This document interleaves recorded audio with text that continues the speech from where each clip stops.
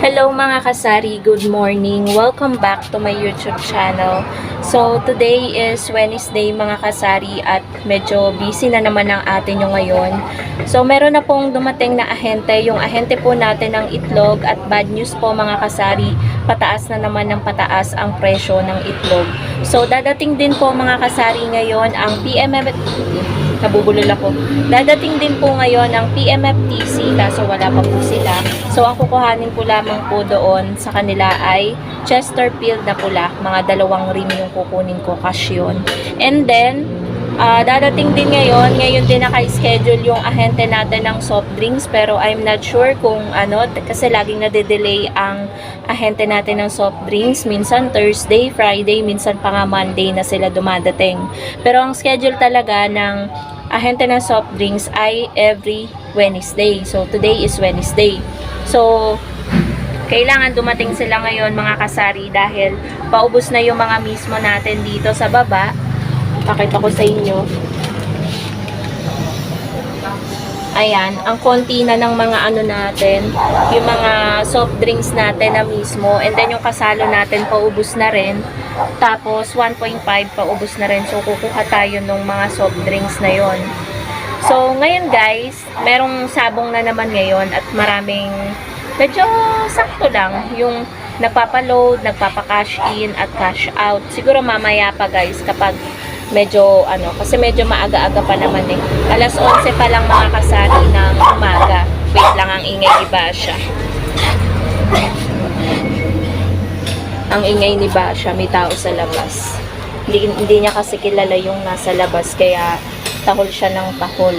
So, ngayon mga kasari, pakita ko sa inyo, bali, ayun, pakita ko sa inyo yung itlog kasi from XL, large na ulit yung aking kinuha kasi nga, pamahal na naman ng pamahal ang egg. So, eto guys, ang ating egg na kinuha sa ating ahente.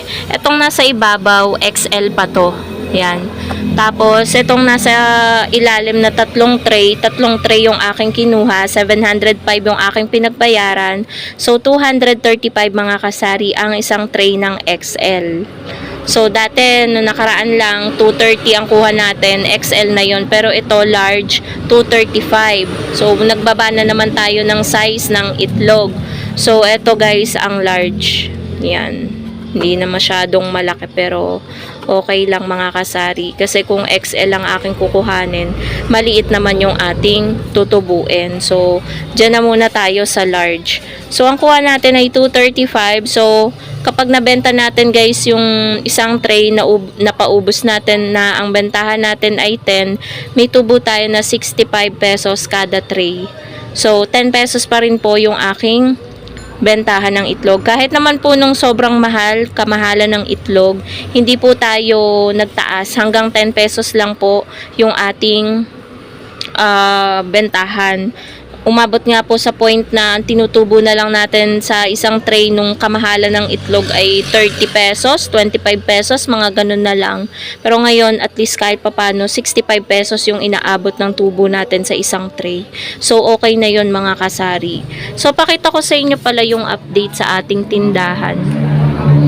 Ayan, ang ating store.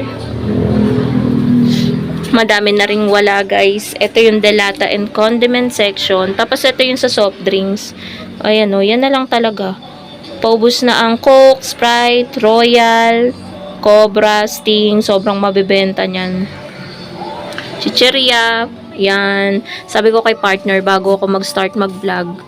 So, sana guys, hindi tayo makapiright. Sabi ko sa kanya, maya-maya ka ako pag ako'y nakapagpahinga na at dumating na yung mga ahente. Punta ka ako kami sa gyms, mamimili kami ng kahit konti. Ayan. Kailangan ko mag-restock mga kasari dahil Friday, Saturday, Sunday, wala si partner. Pabagyo sila. Silang mga magpipinsan. So, hindi ako sumama kasi mapapagod lang ako and then sayang yung benta. 'Di ba? Negosyante tayo. So, iniisip ko din kasi, nga mag-e-enjoy ako pero yung isip ko kapag sumama ako, nandito pa rin sa tindahan. So, hindi na lang ako sasama. Magtitinda na lang ako. So, yun mga kasari, update ko na lang kayo kapag may iba pang kaganapan dito sa store or may iba pang dumating na ahente. Okay po mga kasari, update po sa ganap ngayon. So after dumating guys ng ahente ng itlog, wala pa pong dumadating na PMFTC at ahente po natin ng soft drink. So ngayon, iba na lang yung i-update ko sa inyo habang nag-aantay po ako. So ngayon po mga kasari, medyo happy ang inyong tindera dahil sunod-sunod po yung nagpapa-Gcash from 12:15 up to 12:56 PM.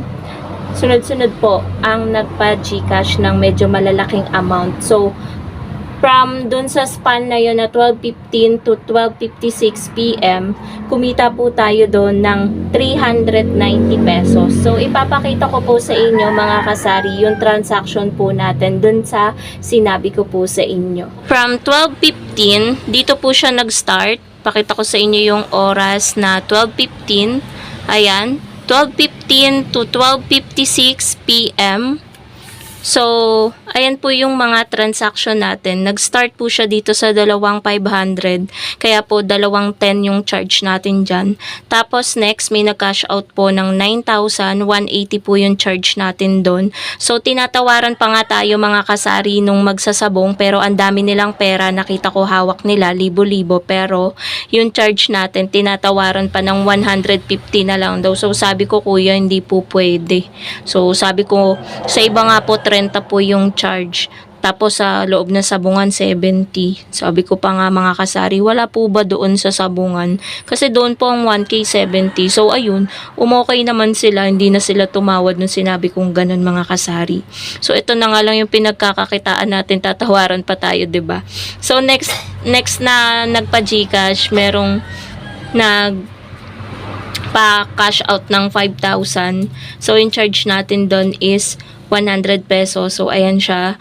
Next naman, may nagpa-cash in ng 200. Charge natin 10.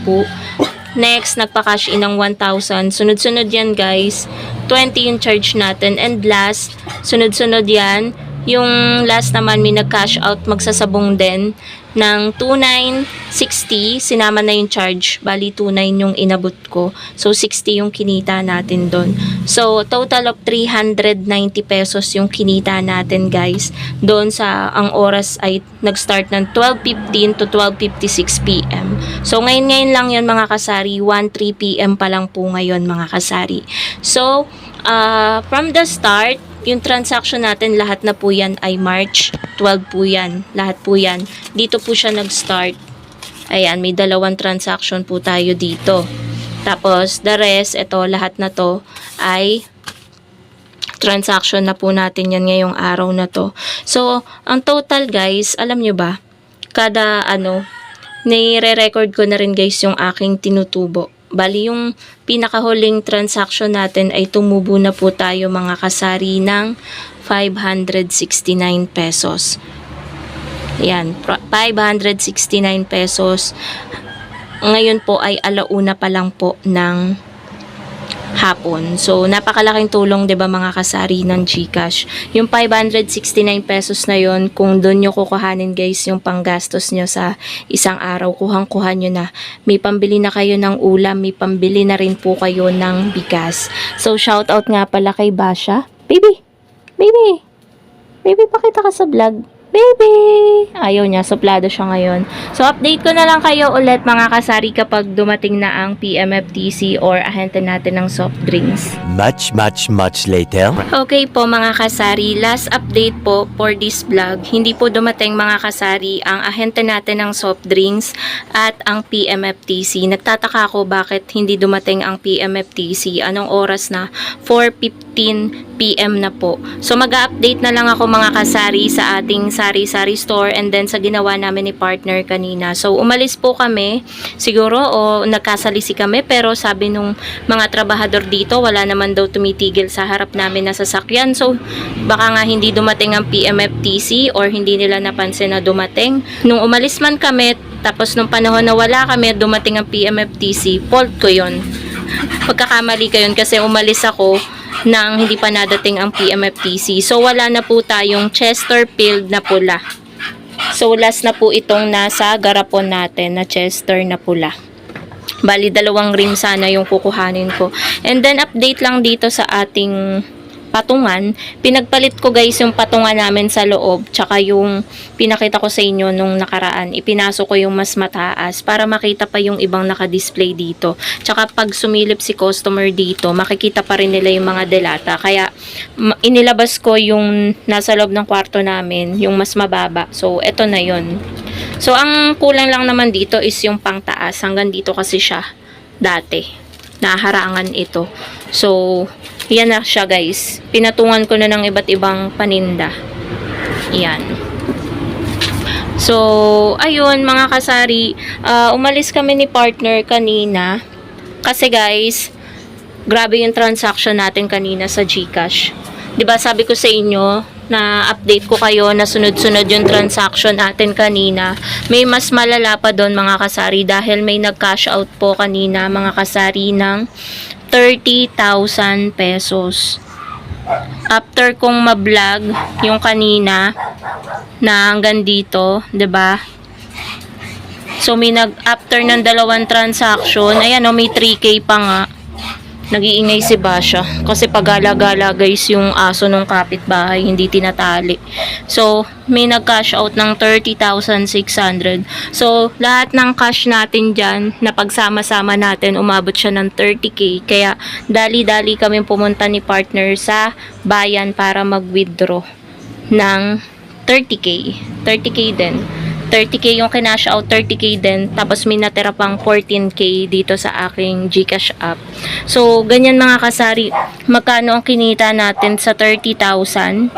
600 pesos mga kasari. Kasi kada 1K, 20 pesos. Plus, yung napakita ko pa sa inyo na kita na natin kanina na 569. So, ito na yung kinita po natin mga kasari. 1,239 pesos. 'Di ba mga kasari, napakalaking tulong talaga na may GCash po tayo dito sa Sari Sari Store. Kaya, ayun, mga kasari, mag-GCash na rin kayo. Kasi talagang sagot na ng GCash yung pangangailangan nyo sa araw-araw, pang ulam, pambaon ng mga anak nyo, pang bigas or pambayad ng mga bills, 'di ba? Kapag naipon, napakalaking tulong talaga mga kasari. Pero doble ingat lang po tayo kasi pera po 'yan. Pera po yung puhunan natin diyan, pera din po yung pinapaikot natin. So, yun lamang mga kasari ang update ko sa inyo for today's video. Hindi nagdatingan yung mga ahente natin. Bakit kaya? Pero okay lang, meron naman tayong mabibilhan na ibang mapamimilihan. Bukas naman na iuutusan ko si partner pumunta ulit sa palengke para bumili. Bago siya umalis pa Baguio, utusan ko siyang bumili ng sigarilyo at bigas. So, yun lang guys. Thank you so much for watching. Bye!